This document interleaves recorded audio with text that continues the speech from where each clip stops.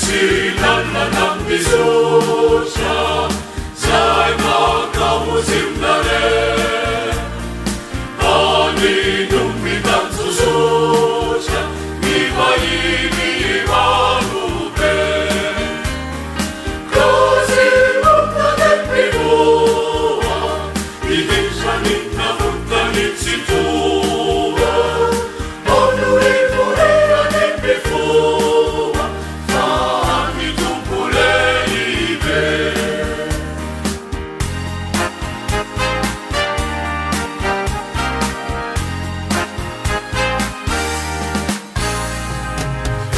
Bidang panandilino, kami pinfaliyamen, kaniyong pinin pa rin.